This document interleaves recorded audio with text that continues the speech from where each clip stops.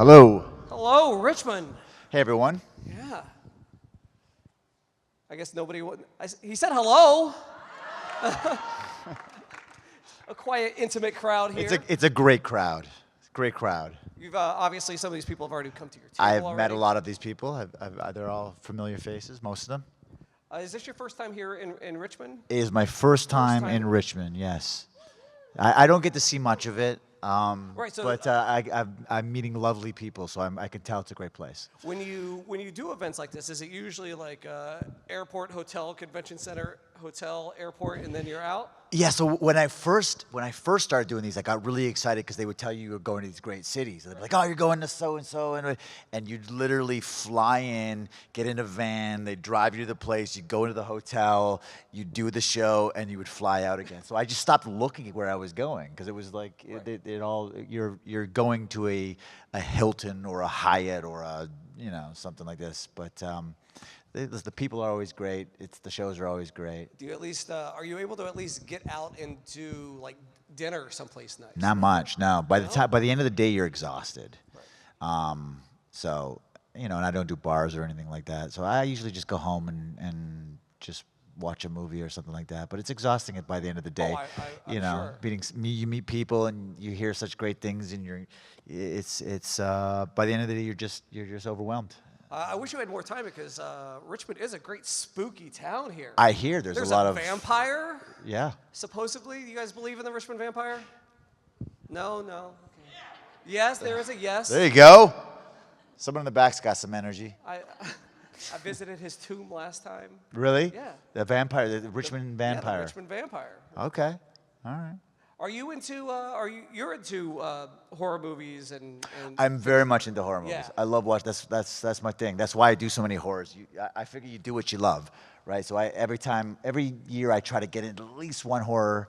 I've been lucky with Chucky. I've been doing that for the last 3 years. I have a movie called Hard Eyes that's coming out, which is by the makers of a Scream and Thanksgiving, and Sony just picked it up for a wide release, and so I'm excited about that. Hunter x Hunter is streaming. So I love watching horror. I love doing horror. I love the horror world. So I do nothing but horror conventions too. So where are you at on your? Because last time you were chatting, where are you at on your Conjuring? Oh, I did. Where am I? So I did Conjuring 1. I did Conjuring 2. I did Annabelle. I did The Nun. And so I think the next one I have is Annabelle 2. That's the next one, and then The Nun 2, and then you go into the Conjuring like 3 and 4 or something like that. But yeah, I'm making it through. I'm making it through. Yeah, I'm liking them. I'm liking them. Yeah. Do you have what's your go-to like horror movie, especially around this time of year? I just got Texas Chainsaw Massacre on 4K, so I'm excited about that. I like The Shining. I'm all over the place with my horror. I really, back when I was a kid, when I was like 10 years old, I had a video card, and I used to go to the video shop, and I used to rent whatever looked cool, whatever box looked cool, whether it was, Tremors or Ghoulies or Critters or any of these old 80s kind of, 80s, early 90s horror films. So I revisit those a lot. But the new stuff is great too. It's smarter and they've come a long way with horror. So when you come to shows like Nightmare Weekend, do you kind of fanboy out as some of the other guests that are here? Oh yeah, I definitely want to meet which Jason's at which table, or which Michael Myers, or of course. Carpenter's here tomorrow. That's huge. I would like to go and give him my resume and tell him to hire me one day. He's obviously a big one. Is there a franchise that you would, part of the pun, die to be a part of?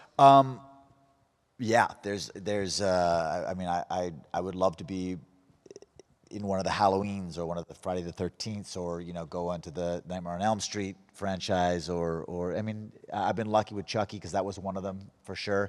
Yeah, those are big ones.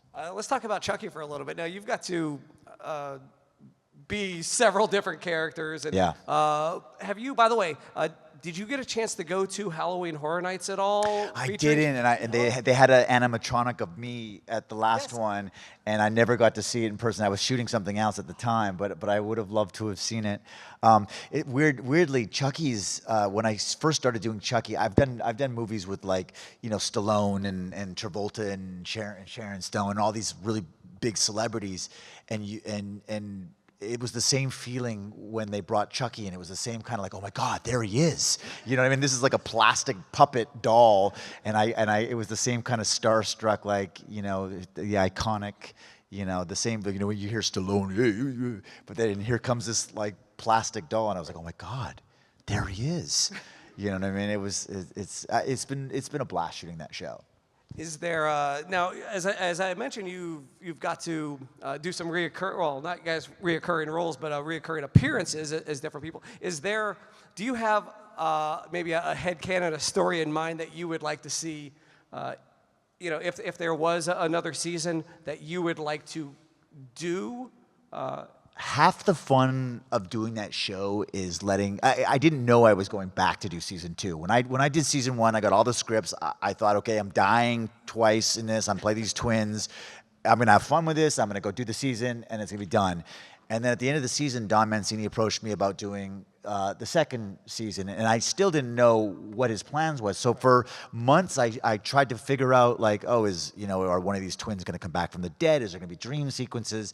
And then he hits me with the new script, and I'm the priest, and it has nothing to do with the other guys, and I'm just a brand new character. So half the fun has been letting Don Mancini come up with these wild characters for me to play, and that's kind of like, if there was a season 4, I would put it all, that's half the fun I'm having, is letting him surprise me with these, these new characters and these new deaths that he tries to upstage himself every year, like by killing me in more extravagant ways. So, do you have a favorite way of dying? I love doing the elevator blood scene. That was a lot of fun. And then obviously the explosion was good to see. Right. It was interesting to see because I wasn't there for it. So they kind of just shot me like this, and then I left, went back to LA, and then they blew apart a dummy and called me at 3 a.m, and everybody was applauding because they had just blown me up. So, do you have a I don't want to call it a collection, but do you have stuff from horror movies? Do you have toys, collectibles, things like that? I have shelves of different toys that are still in boxes, and movie cards and posters, and I have a few autographs along the way, and I collect a little bit. Sure. One of my favorite movies, literally of all time, is Idle Hands. Thank you. Can we? Yeah. Thank you. And with that, Idle Hands has one of the best movie soundtracks of all time, right? Do you have a favorite movie soundtrack that isn't a movie that you were part of? For me, Scorsese has a lot of great soundtracks. Goodfellas, Casino, obviously Tarantino. That's the go-to. But I like the Scorsese. I like the old Goodfellas mob, doo-wop that kind of stuff. So, yeah. I like that. Yeah. Yeah, it's not, I don't think that's what I expected. What were you expecting? I'm not like... La Bamba's a good soundtrack. La Bamba movie? No? Oh, the La Bamba movie is a great soundtrack. La Bamba's a great soundtrack. That's a great soundtrack. What else? I don't know. I was thinking still more along those same lines of, maybe like the Halloween, like the Rob Zombie type Halloween soundtracks, but I like the direction that you went. Yeah, I went a different direction. Yeah, I like. And then speaking of Idle Hands, so the hand belonged to Christopher Hart, a magician, illusionist. When it gets cut off, yeah. Yeah, when it gets cut off. Yeah. How was it watching that go? With green screen. How was it watching just the hand running around, or? It was a lot of fun. We kind of tried to think of it as Elmer Fudd and Bugs Bunny. Once the hand gets cut off, right. I become Elmer Fudd and the hand becomes Bugs Bunny. It was like a playful, kind of cat and mouse thing. But yeah, Christopher Hart was amazing. He was coming off of Addams Family. It was nice to see. It was good to see. So did he have like a green suit except for everything except for his arm, or how did they do that? Yeah, he wore a green sleeve, and the prosthetic the stump went up like this, and then they kind of just green screened it out, painted it out digitally, which was expensive back then. Oh, right, way different. I mean, I think now they would probably just do a CGI hand. Probably, yeah, and it'd probably be a lot cheaper. Probably. You know. By the way, we have a microphone right here, a live microphone. Please do not make us regret it. But we have a live microphone right there if you guys have any questions. Another question that I have for you while we're waiting is, you were, being in the 90s, you got to work with two of the biggest celebrities of the 90s, both with Eminem in the Stand video and Fred Durst in The Fanatic. Yep. So I'm going to put you on the spot here. You don't have to answer this, but who do you think would win in a fight? I don't know. It's a tough question. I don't know. I don't think they would fight anymore. I think it's been such a long time since that. I don't want. That's a beef I would never want to get involved in.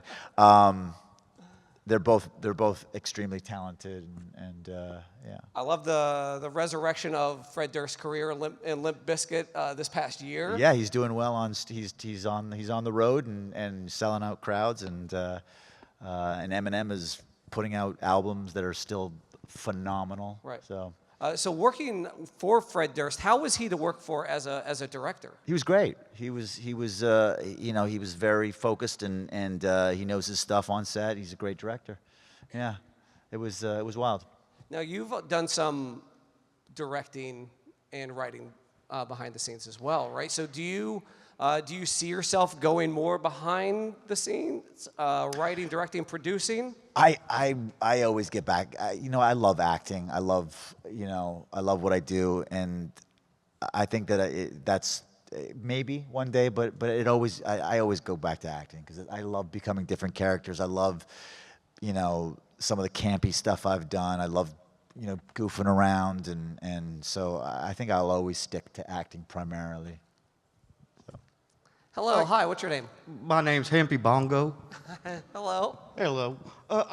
He kind of asked a question kind of in the way I want to. I wanted to know if Animal and Elmo got in a fight, who would win?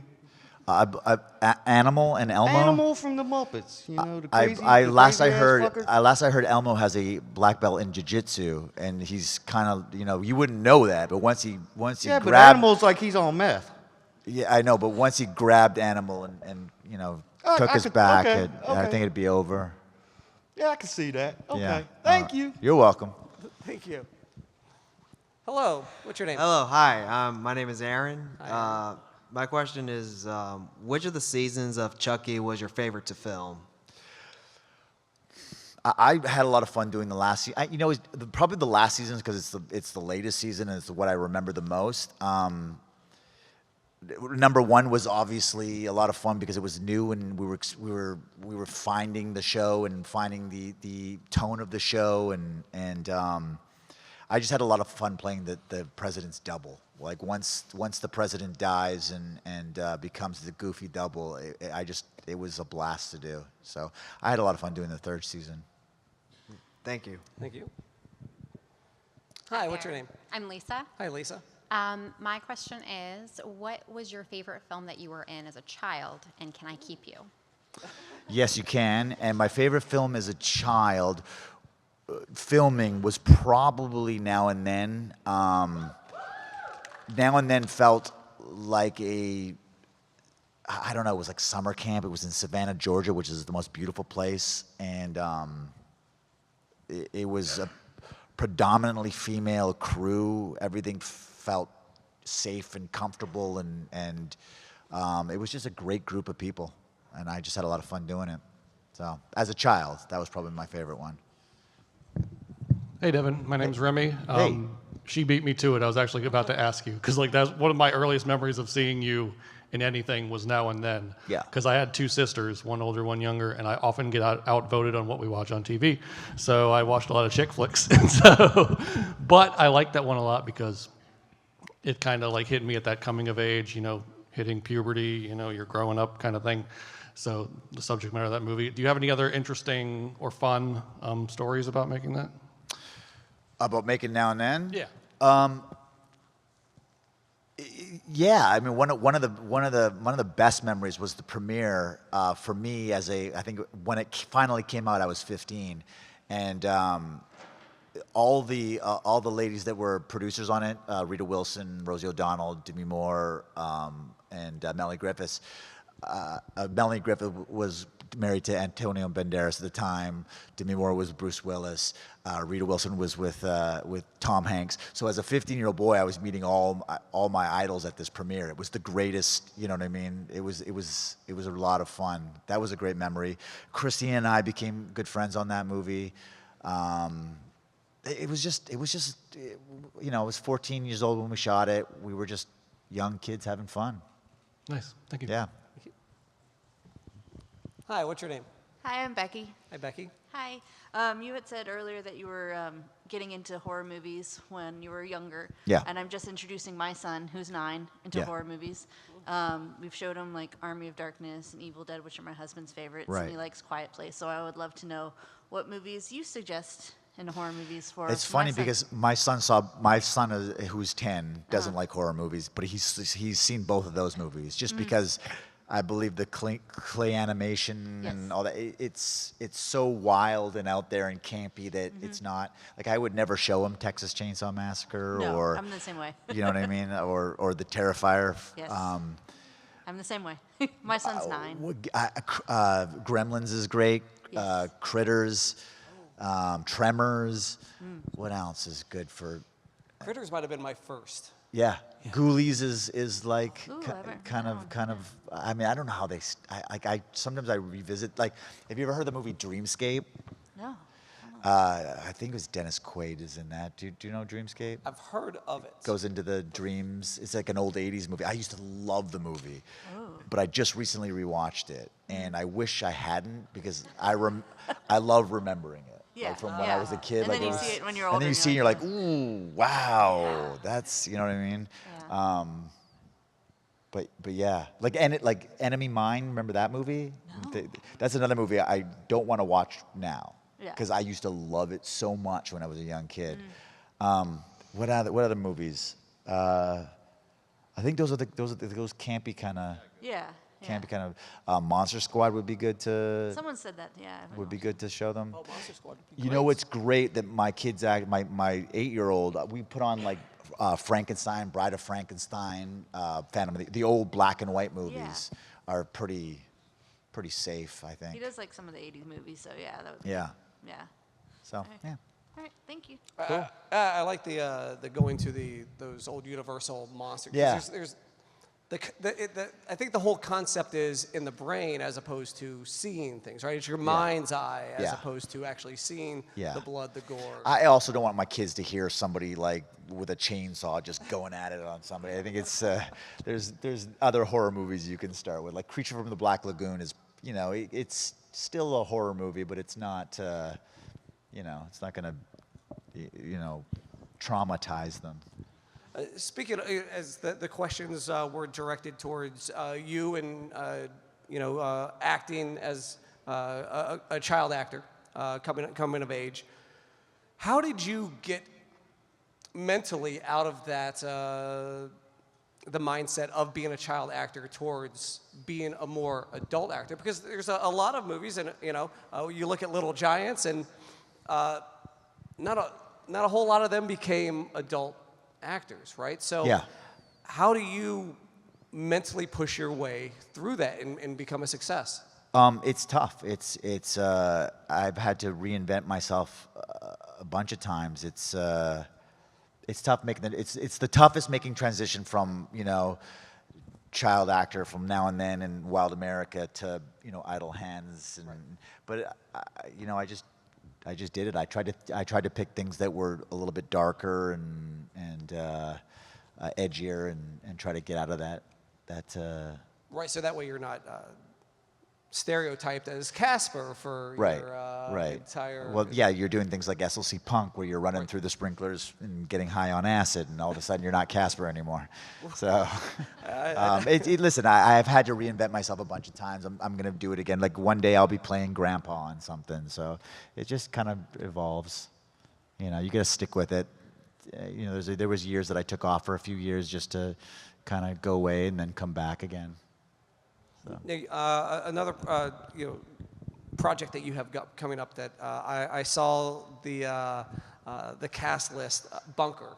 Can we? Are we able to talk about that? Yeah, I mean, I don't know much about what's happening with it, but yeah, it's a. I mean, but a star-studded Tyrese is in it. Tyrese is Tyrese Gibson and Katie Cassidy and myself, and yeah, it was a tough shoot because the producers thought, since it takes place in a bunker, right. We can shoot it in a location, one location for a lot less time. We'll just make the actors learn all this crazy amounts of dialogue, and we did it. It was tough, you know. It would have been nice to have a little bit more time for it, but I think it turned out well. I haven't seen it yet. It should come out in springtime of next year. Now, with a movie like that, like you said, it's pretty much confined to one space. Yeah. The premise of the movie is that they think there's a nuclear leak, and they all go down into a bunker, and they've realized that the air is running out in the bunker, and the only way how they're going to survive a little longer is they're going to take each other out, to save more air, and so yeah, it was a good shoot. It was a good shoot. Hi, I'm Hi. Christina. Hi, Christina. So everybody asked you what was your favorite. What is your least favorite movie and why? I think out of respect for filmmakers and cast and crew on movies, I would never talk about my least favorite, I don't think. I can talk a lot about my favorites, but I'm going to leave the least favorites alone. There is some, definitely. There's movies that I'm less proud of than others, and they can be from everything. We didn't have enough budget, or the producers didn't. They weren't upfront with what they were really going to do, or I mean, it can be hit or miss. Okay. Yeah. Okay. Sorry if I couldn't answer the question. Like, Oh, that's okay. like I hated doing Casper. It was the worst. Well, the funny Someone's thing is, gonna edit that now. I told my husband that was the first movie I saw you in, and Casper, he was laughing. 'cause- Casper is so dear to my heart because up until that point I was working in Canada, and at that time before the internet and before you could digitally put yourself on tape or whatever, breaking into the American market was virtually impossible. And they did this big casting search for Casper, where they went to malls and people were sending tapes from everywhere. And I truly believe my VHS tape that I had made landed on the right desk at the right time, and I was the right look. And it was more luck than anything. And That's awesome. with that tape, they flew me down to LA, and I got an American agent, and I was able to. So Casper really started, It got me my big break, and it was a lot of luck. That's awesome. So yeah. All right.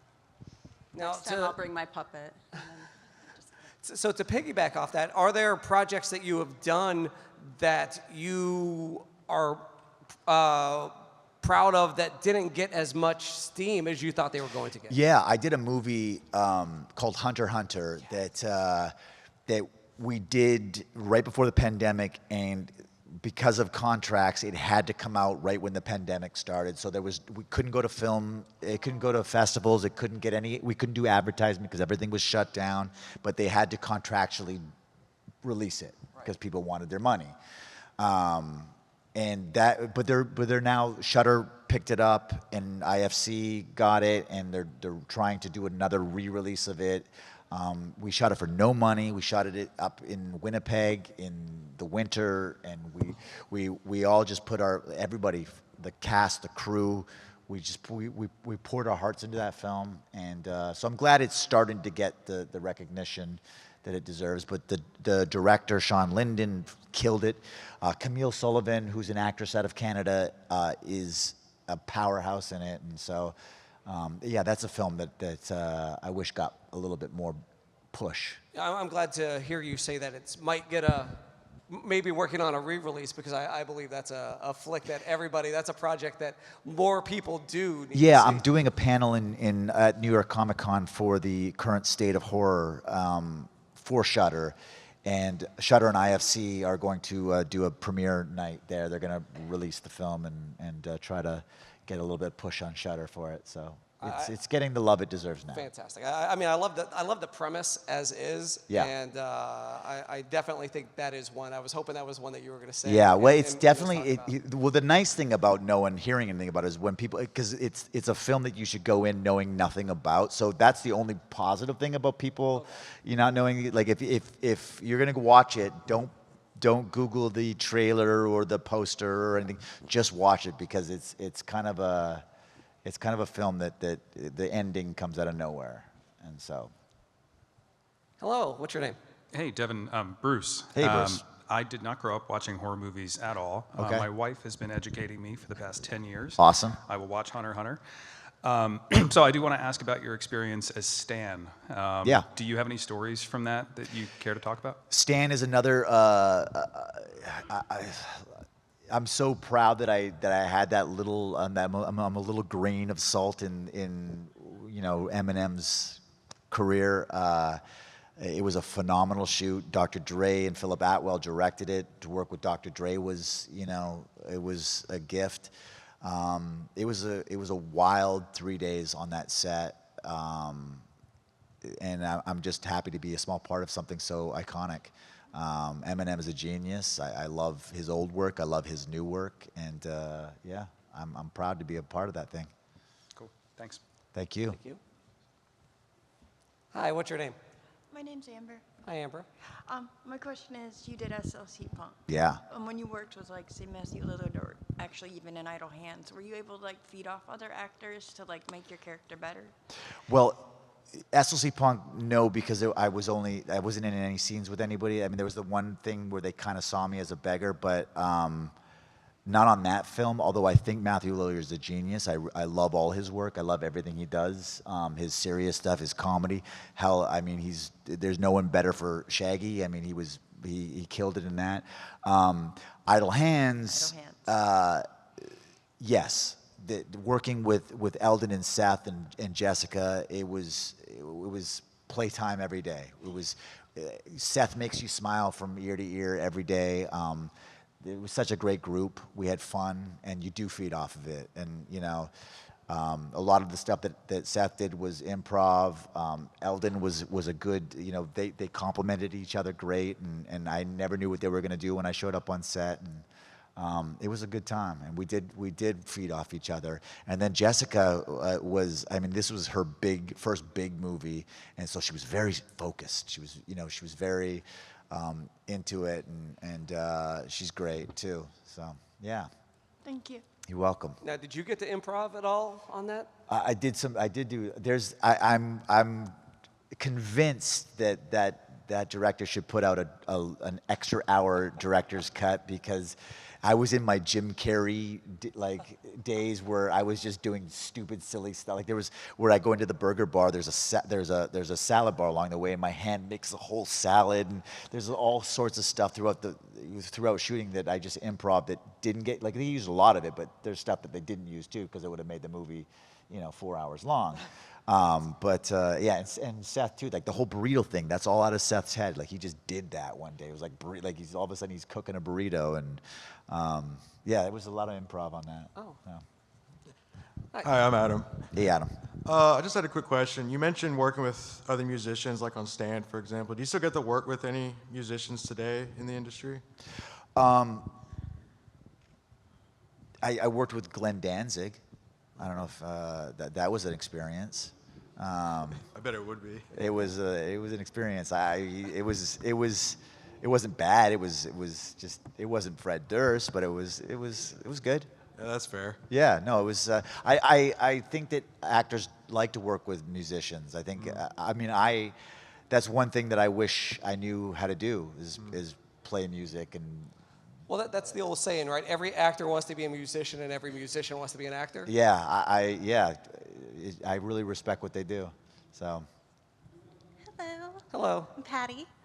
The question I have was, out of the genres that you haven't worked in yet, which project do you think you would like to gravitate towards next, if possible, and why? I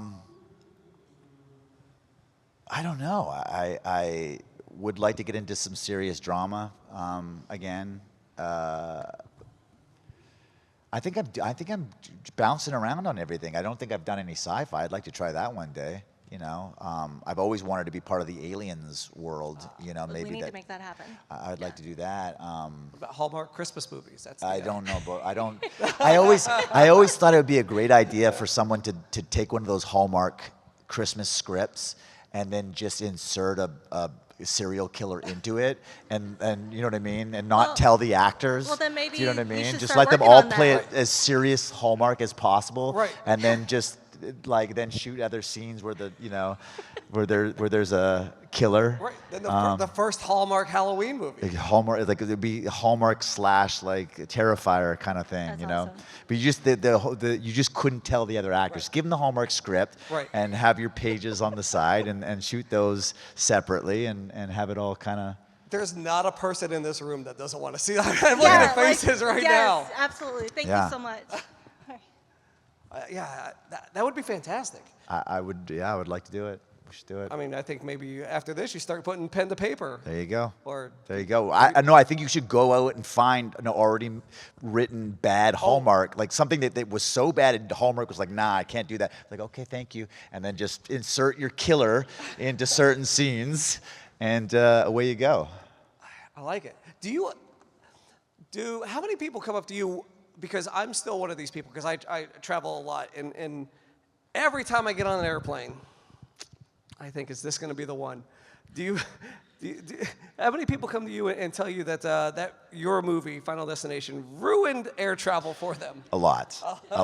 One thing I am happy about is they no longer have those tray tables that come down. Like now they have the ones that pull up to the side. So now I've stopped hearing like, I always check my tray table. It's like that's gone. But a lot of people have told me that I've ruined air flying. Yes. Air travel. I think this is the one. This is the one. And I get the log truck. Even though I'm not in number Right. 2, I still get the oh, man, I can't drive behind a log truck.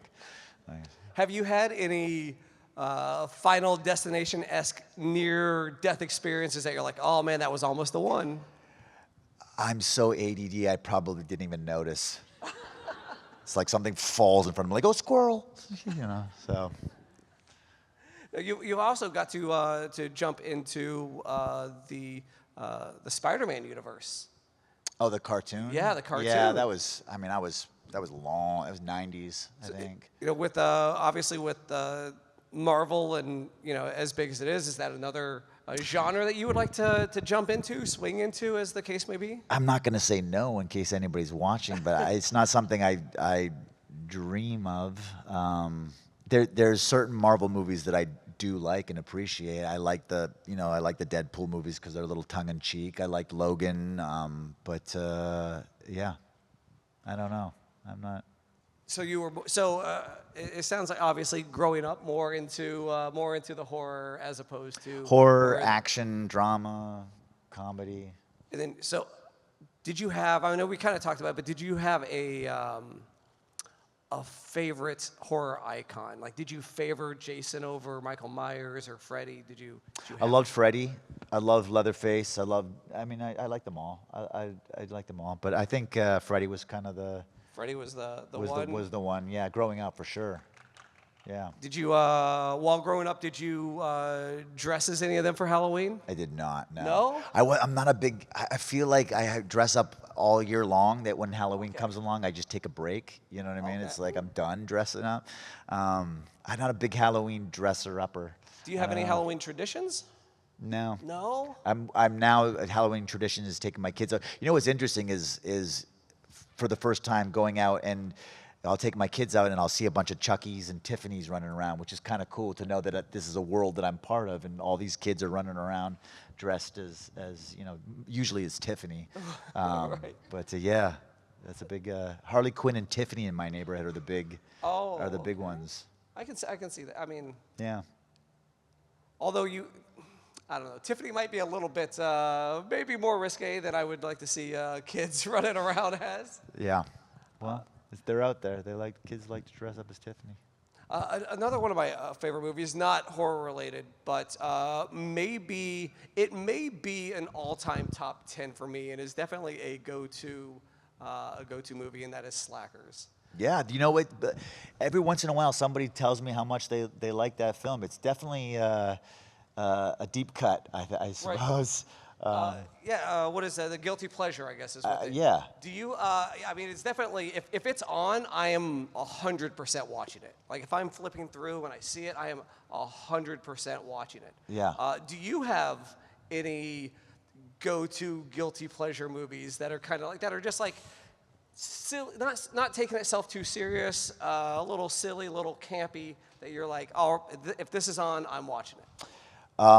Any Jim Carrey movie from like The Mask, Cable Guy, any of those. If those are playing on the TV, I will. Dumb and Dumber.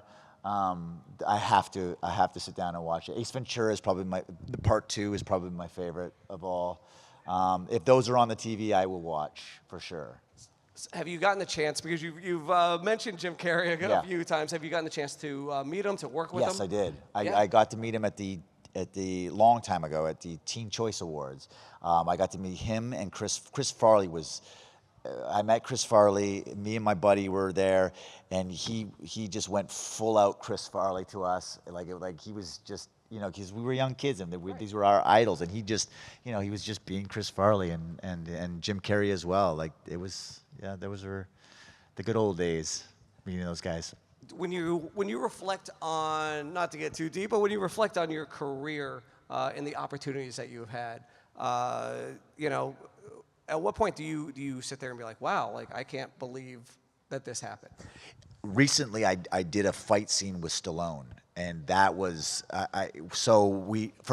Please continue. Yeah, no, for 2 weeks, I got there early before him, and I worked with the John Wick stunt crew, and we learned this big fight, whatever, and then we finally showed it to Stallone. He didn't like it, so we went back for a couple more days, and we learned another fight, and then we get there on set, and we showed it to him, and he still didn't like it, so he's like, you know what, let's just get in there and fight. And so we get in this small cell at the place they shot Shawshank Redemption, and we basically play fought like two kids. Like we were just faking it, and he got me. He put me in a headlock, and between takes, he like, remember in Rocky 2 when I had him up against the ropes? I'm like, oh my God, he's referencing Rocky 2 right now. So that's somewhere I know, because back when I was a kid, watching horror movies was one thing, but I also watched every Stallone and every Schwarzenegger movie that hit the videos. So that was kind of cool. That was a lot of fun. Yeah. Wow. Stallone, and he still moves pretty well. And you said it was where they filmed Shawshank as well? Yeah, at the Shawshank Redemption, the prison that they shot in Mansfield, Ohio. Mansfield, Ohio. Yeah. My grandfather's from Mansfield, so I got to go up there and check that out. Yeah. So that was really cool. Do you find yourself? I'm a big movie location buff. Do you find yourself? I do. Yeah. Yeah. Usually it's like if we go to a studio and you just like you go to Universal and it's like that soundstage was they shot that, or they're shooting this, or I get a little starstruck with studios and locations and whatnot. So. Yeah, it's definitely a big thing of mine is to go, especially when we do these cities. If I have the opportunity to try to go find places that oh my gosh, this was filmed here, this was filmed here. So I do find myself, and I'm sure filming yourself on sets, like, hey, this is where this was filmed. Yeah, I love hearing that stuff. I love it. So we have a few minutes left. Is there anything that you would like to talk about? Any upcoming projects that you are able to talk about? Maybe ones that you Hard Eyes is, I don't know if did I mention Hard? Yeah, so Hard Eyes comes out next year. I'd love people to go see that. That's going to be big. I'm really excited about it. We shot it in New Zealand. It's the makers of Scream and Thanksgiving, and it's a shitload of fun. So, yeah. Yeah. you just like glossed over. Filmed in New Zealand. Yeah. Was that your first time in New Zealand? Yeah. Yeah, I'd always wanted to go to New Zealand, but knew I'd eventually end up there shooting because they shoot a lot over there. They were shooting Wolfmen while we were shooting Hard Eyes. It's a magical place. It really is. We went out to Hobbitville or Harbortown. I'm not into the Lord of the Rings. Right. My kids wanted to see it, so we drove out to the little Speaking Hobbit of filming locations. Hobbit world, and we saw the little Hobbit huts. I'm butchering the names. Hobbit. It's Hobbit Town. You're We went to upsetting there's so many people that are so mad at you, right? Hobbiton. That's it. Yes. It was fun. It was a lot of fun. My kids loved it. That's awesome that you because assuming that you do when you are on set. When you're not filming, you actually do get a chance to explore there. Yeah, we do. I had a couple of weeks off here and there. We went down to Queenstown. I took my kids. They went skiing. It was in the middle of summer for us. It was New Zealand's magical. I hope to go back. I hope to go, not back, but there. Yeah, you will love it. It's great. Any last words for these great fans here in Richmond? Thank you for listening to my 45 minutes of whatever I was talking about. Hopefully I said something interesting. Does anybody have any last questions? Nothing? If you are if you're a little shy to ask, you'll be back at your table. No. Was that in that too? Was that in number 1? Right, she dropped something in there, right? The teacher, is that the same one? I don't know. I've got to watch the films again. You gotta watch your own. Do you watch your own films? No, No? Well, yeah, I do. I have to. Like you have no choice. But I don't revisit them a lot. Like I just saw Final Destination 1 again for the first time in New Zealand. They asked me. There's a local theater that said they wanted to show it, and I couldn't say no to that because they were such great hosts over there. But I hadn't seen it in 20 years. And I saw Idle Hands with Seth and Eldon. We went to a rooftop screening. The funny thing about Idle Hands that I didn't know is we went to this rooftop screening, and they projected it on another building, the movie, and everybody's sitting there in lawn chairs and whatnot on the roof of this building.